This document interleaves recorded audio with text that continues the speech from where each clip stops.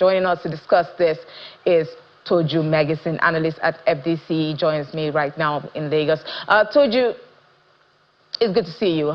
How would you assess the state of the global EV markets, and where does Nigeria realistically fit into this transition? Good afternoon, Will. Thanks for having me. Yes, you're right. The global electric vehicle market has been expanding rapidly for a couple of years now. As of 2025, you had seen a total of 20 million units sold worldwide. And come the end of 2026, I expect that to increase to even above 30 million to 30 million units sold globally. And this is driven by obviously the recent, not the recent, but the rise in fuel costs that we've been experiencing since February, caused by the US and Iran conflict, alongside a fall in global battery costs, as well as policy incentives and stricter emission regulations imposed by governments to make the world a greener place and to be more sustainable. Okay, but it's important to note that electric vehicle expansion has an uneven spread across various regions, as more mature markets like in Norway have acquired electric vehicles. The electric vehicles have been accounted for 90% of their total car sales. And when you compare that to emerging markets that are still in their early adoption phase, like Nigeria. So in Nigeria, electric vehicle expansion remains relatively low. And this is due to our weak grid reliability and our lack of adequate power supply across the nation, combined with the limited charging infrastructure that is obviously needed for this to be run progressively and successfully.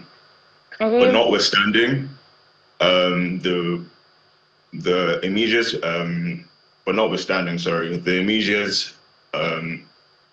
reaction or the immediate realistic opportunity that for us to explore would not lie with mass private car adoption, but with urban transportation, where bikes, buses, and even taxis would be able to adopt this electric vehicle model faster due to their predictable routes and their accessibility to central charging.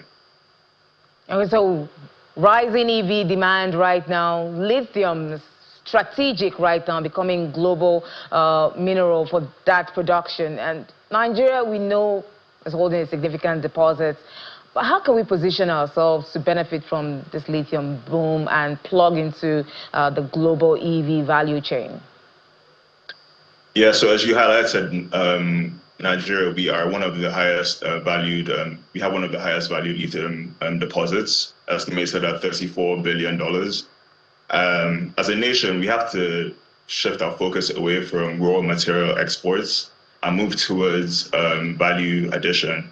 And we can do this by encouraging local benefiction, refining, and also promoting battery material processing within the nation. And this is all done in order for us to extract higher value from our resources.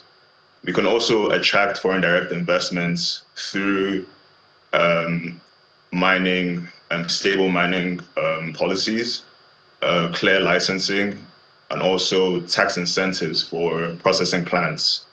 And the government can aid this through value-added chains, by building value-added chains through, again, improving infrastructure and, more importantly, our power infrastructure.